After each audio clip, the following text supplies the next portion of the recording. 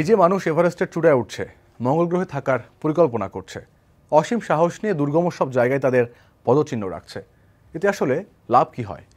অনেকের মনে প্রশ্ন যে এত টাকা খরচ করে মৃত্যু ঝুঁকি নিয়ে এভারেস্টের চূড়ায় উঠতে চাওয়া কি পাগলামি?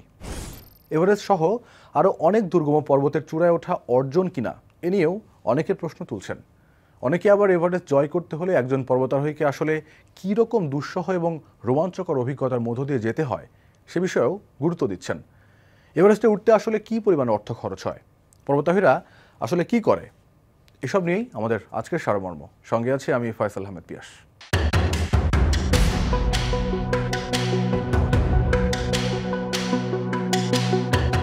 প্রথমে চলুন মাউন্ট এভারেস্ট বা পৃথিবীর সর্বোচ্চ পর্বতশৃঙ্গ নিয়ে কথা বলা যাক। হিমালয় পর্বতমালার মধ্যে সবচেয়ে উঁচু শিখর এই মাউন্ট এভারেস্ট, যার উচ্চতা ৮,৮৪৮ মিটার বা ২৯,০৩১ ফুট। নেপাল এবং চীনের স্বায়ত্তশাসিত এলাকা তিব্বত সীমান্তে তিব্বত মালভূমি প্রান্তে মাউন্ট এভারেস্টের অবস্থান। নেপাল এবং তিব্বত দুদিক থেকে এভারেস্টের চূড়ায় ওঠা যায়। গত ৭০ বছরে হাজার হাজার পর্বতারোহী এই শৃঙ্গে আরোহণ করার চেষ্টা করেছেন। তার মধ্যে সফল মানে চূড়ায় উঠে ইতিহাসে নাম লেখাতে পেরেছেন ৬,৬৬৪ জন। এবং পর্বতারোহণ বিষয়ক সংস্থা অ্যালান আর্নেটের ওয়েবসাইট থেকে পাওয়া যায় ১৯৫৩ সাল থেকে এখন পর্যন্ত এভারেস্টে উঠতে গিয়ে মৃত্যুবরণ করেছেন ২১৭ জন। মূলত প্রথম বিশ্বযুদ্ধের পরপরই শুরু হয় বিশ্বের সবচেয়ে উঁচু এই শৃঙ্গ জয়ের প্রতিযোগিতা। শুরুর দিকে ভারত ও তিব্বত সরকার এভারেস্টে আরোহণ নিয়ে আপত্তি জানিয়েছিল। পরবর্তীতে ব্রিটিশ সরকারের মধ্যস্থতায় এই দুই দেশের সরকারই এভারেস্টে আরোহণের বিষয়ে একমত হন।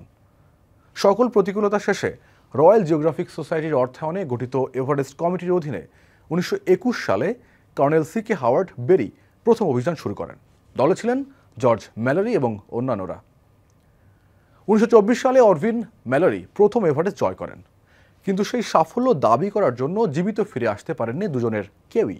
এরপর আসে সেই মহেন্দ্র খন, মানব ইতিহাসের অন্যতম সফল অভিযানের উপাখ্যান।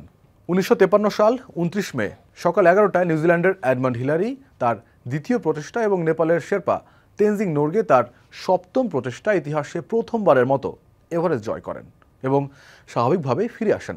এরপর থেকেই এভারেস্ট জয়ের প্রক্রিয়া শুরু হয়। একের পর এক পর্বতারোহীরা এই শিখরে পৌঁছতে থাকেন। ঘন ঘোলাটে মেঘ, হিমশীতল বাতাস, প্রতি ঘন্টায় ১০০ মাইল বেগে ধেয়ে আসা তুষার ঝড় এবং -৩০ ডিগ্রি ফারেনহাইট তাপমাত্রা, প্রাণঘাতী সব প্রতিকূলতা জয় করে সেই কবে থেকে জয় করার নেশায় মানুষ আরোহণ করছে এভারেস্টে। একজন আরোহীর অভিজ্ঞতা থেকে এভারেস্টের ওপরের যদি অবস্থা বর্ণনা করতে চাই, তাহলে বলা যায় আপনি যদি হঠাৎ এভারেস্টে চলে যান, এর চূড়ায় না শুধু এর হাই ক্যাম্প পর্যন্তও যান, তাহলে সম্ভবত ১০ থেকে ১৫ মিনিটের মধ্যে আপনি কোমায় চলে যাবেন, আর মোটামুটি ১ ঘন্টার মধ্যে মৃত্যু। আপনার শরীর এত কম অক্সিজেনের সঙ্গে খাপ খাওয়াতে পারবে না। একজন আরোহীর এভারেস্ট আরোহণ এবং নিচে নেমে আসা পর্যন্ত প্রায় ১২টি অক্সিজেন সিলিন্ডারের প্রয়োজন হয়। একটি সিলিন্ডার একজন আরোহীকে ৪ ঘন্টা পর্যন্ত বাঁচিয়ে রাখতে পারে। আপনাদের মনে প্রশ্ন আসতে পারে, আরোহীরা কিভাবে এত ওজনের সিলিন্ডার বহন করেন? এক্ষেত্রে শেরপারা তাদের সহযোগিতা করে থাকে। শেরপা হলো আরোহীদের সহযোগী গাইড কিংবা মালবাহক। নেপাল হয়ে এভারেস্ট বেস ক্যাম্পে যাওয়ার পথে প্রায় ৩,৪৪৬ মিটার উচ্চতায় এদের বসবাস। এদের পেশাই হলো পারিশ্রমিকের বিনিময়ে পর্বতারোহীদের সাথে সামিটে যাওয়া। তবে অক্সিজেনের স্বল্পতাই মাউন্টেনারদের জন্য সবচেয়ে বড় চ্যালেঞ্জ। অক্সিজেনের সংকট হাই অ্যালটিটিউড সেরিব্রাল এডিমা বা মস্তিষ্কে ফোলা ভাব সৃষ্টি করে, যে কারণে অনেক সময় একজন মানুষ তার মানসিক ভারসাম্য হারিয়ে ফেলতে পারেন, যার ফলে তন্দ্রা, কথা বলতে এবং চিন্তা করতে সমস্যা হয়। এছাড়াও চোখে ঝাপসা দেখা এবং বিভ্রান্তিও তৈরি হতে পারে, যাকে বলা হচ্ছে হ্যালুসিনেশন। এবং আপনারা নিশ্চয়ই ডেথ জোনের নাম শুনেছেন। যেটা আগে বলছিলাম, নেপাল এবং তিব্বত এই দুই অংশ থেকে কিন্তু চূড়ায় ওঠার পথ রয়েছে। অনুমতি এবং নানা কারণে এখন আরোহীরা নেপাল দিয়ে যাত্রা শুরু করতে স্বাচ্ছন্দ্য বোধ করেন। এই যাত্রায় মোট 4টি ক্যাম্প করতে হয়। শেষ ক্যাম্প অর্থাৎ ক্যাম্প 4 থেকে শুরু হয় ডেথ জোন। এই অংশটি এভারেস্টের সবচেয়ে বিপজ্জনক পথ।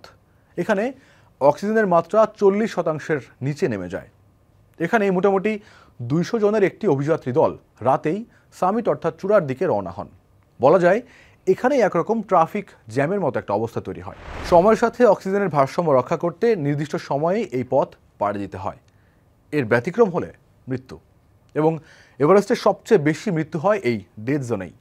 আশেপাশে পড়ে থাকে অনেক মৃতদেহ। প্রচণ্ড ঠান্ডায় এসব মৃতদেহ বহু বছর অক্ষত থাকে। 1924 সালে প্রথমবার এভারেস্ট অভিযাত্রী দলের দলনায়ক জর্জ ম্যালারির মৃতদেহ 75 বছর পর 1998 সালে নামিয়ে আনা হয়েছিল। যাই হোক, প্রায় 2-3 মাসের এই দুঃসহ অভিযানের চিলতে অভিজ্ঞতাও আসলে বর্ণনা করে কিংবা গল্পে বোঝানো সম্ভব হবে না, কারণ দুনিয়ার ওই সবচেয়ে উঁচু স্থানে দাঁড়িয়ে পৃথিবীকে একবার দেখার যে অনুভূতি, তা খোদ এভারেস্ট জয়ীরাও ভাষায় হয়তো প্রকাশ করতে পারেন না। প্রতি মুহূর্তে মৃত্যুর সাথে বাজি ধরার এই খেলা কতটা কঠিন তা শুধু তারাই জানেন।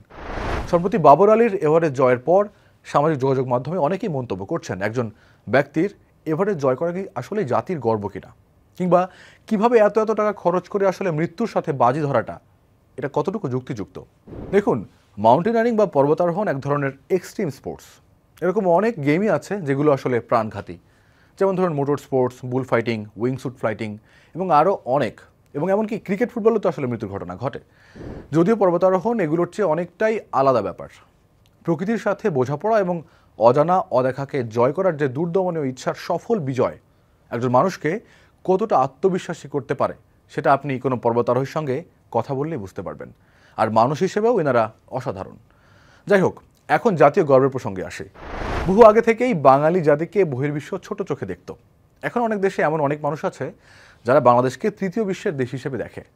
সেই দেশের 5 জন পর্বতারোহী এভারেস্ট জয় করেছেন। গিনেস বুকে নাম লেখাতে কত অযৌক্তিক প্রতিযোগিতার কথা প্রায় শোনা যায়। সেখানে তারুণ্যের অদম্য ইচ্ছাকে বাস্তবে রূপান্তর, তাও আবার পৃথিবীর সবচেয়ে দুর্গম পথ পাড়ি দিয়ে শীর্ষে ওঠাকে জাতীয় গৌরব হিসেবে না দেখার অবকাশ আছে কিনা আপনারাই বলবেন। তবে এখানে অনেকেই বলে থাকেন যে এভারেস্ট ওঠা নিয়ে নেপালের রাজস্বে যাচ্ছে বিশাল অঙ্কের টাকা। বিভিন্ন পর্বতারোহীর তথ্য মতে এভারেস্টে উঠতে প্রায় 15 লাখ টাকা শুধু নেপাল সরকারকেই দিতে হয়, এবং এরপর বাকি খরচ মিলিয়ে 35 লাখ থেকে শুরু করে 1 কোটি টাকা পর্যন্ত খরচের কথা শোনা যায়। এদিকে অনেক শেরপাও কিন্তু প্রতি বছর মারা যাচ্ছেন। সেদিক থেকে আসলে অনেকেই বলে থাকেন যে নেপালের ব্যবসার কাছেই প্রান্তিক মানুষের মৃত্যু কোনো ব্যাপারই না। তবে যেটাই হোক, অসীম সাহস আর আত্মবিশ্বাস না থাকলে আসলে এভারেস্টে চূড়ায় ওঠা সম্ভব না। তারা অবশ্যই দেশের সাহসী সন্তান, হাজার হাজার তরুণদের জন্য অনুসরণীয়। ইচ্ছাশক্তির চূড়ান্ত ফলাফল হিসেবে যে কোনো কিছুই মানুষ জয় করতে পারে। এভারেস্ট জয় তারই প্রমাণ। এবার জানাবো আসলে পর্বতারোহীদের লক্ষ্য কি থাকে। এভারেস্ট জয় করলে কি শেষ? আপনারা 7 সামিটের নাম শুনে থাকবেন। 7 সামিট হলো 7 মহাদেশের 7টি উচ্চতম পর্বত শৃঙ্গ। 7 মহাদেশ হলেও বিভিন্ন তালিকায় এসেছে মোট 9টি পর্বতের নাম। মাউন্ট এভারেস্ট 6961 মিটার উচ্চতা বিশিষ্ট দক্ষিণ আমেরিকার আন্দিস পর্বতমালার আর্জেন্টিনায় অবস্থিত অ্যাকনগুয়া, উত্তর আমেরিকার মাউন্ট ডেনালি যার উচ্চতা 6194 মিটার, আফ্রিকার তানজানিয়া অবস্থিত 5895 মিটার উচ্চতা বিশিষ্ট Kilimanjaro, mount Elbrus, mount Vinson, mount Kosciuszko, Carstensz pyramid এবং মাউন্ট ব্লাঙ্ক। বাংলাদেশি মাউন্টেনারদের মধ্যে 7 সামিট জয়ী একমাত্র আরোহী ওয়াসফিয়া নাজনীন। এছাড়া মাউন্টেনারদের কাছে আরেকটি গুরুত্বপূর্ণ লক্ষ্য হচ্ছে 8000 সমুদ্রপৃষ্ঠ থেকে উচ্চতা 8000 মিটারের বেশি এমন পর্বতগুলোকে 8000 বলা হয়। বিশ্বে এরকম 14টি পর্বতশৃঙ্গ আছে, যার সবগুলোই এশিয়ার হিমালয় এবং কারাকোরাম পর্বতমালায় অবস্থিত। এই যে আমাদের বাবর আলী এভারেস্ট থেকে ফেরার পথে লোৎসে সামিটে গিয়েছিলেন, এমন আরও 13টি পর্বতশৃঙ্গ রয়েছে যেগুলোর উচ্চতা 8000 মিটারের বেশি। কি ভাবছেন শেষ? এর পরের ধাপ বা চ্যালেঞ্জ হতে পারে এক্সপ্লোরার গ্র্যান্ড স্লাম বা অ্যাডভেঞ্চারাস গ্র্যান্ড স্লাম। 7 সামিট এবং পৃথিবীর 2 মেরুতে পা রাখলে তাকে বলা হয় এক্সপ্লোরার্স গ্র্যান্ড স্লাম জয়ী।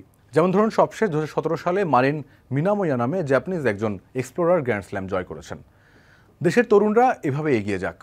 বিজয়ের অদম্য নেশায় মত্ত এই তরুণরাই পৃথিবীর মানচিত্রে বাংলাদেশের নাম আরও উজ্জ্বল করুক। বাবর আলীরা কোনো বিতর্ক ছাড়াই হয়ে উঠুক জাতির গর্ব। তার গল্প হোক হাজার হাজার তরুণদের জয় করার নেশার রসদ। সবশেষে শ্রদ্ধাভরে স্মরণ করতে চাই এভারেস্ট জয় করে ফিরতি পথে অসীম শূন্যতায় পাড়ি জমানো সজল খালেদকে। আজ এখানে শেষ করছি। দেখা হবে সারমর্মের আগামী পর্বে। তার আগ পর্যন্ত ভালো থাকুন এবং সময়ের সঙ্গে থাকুন।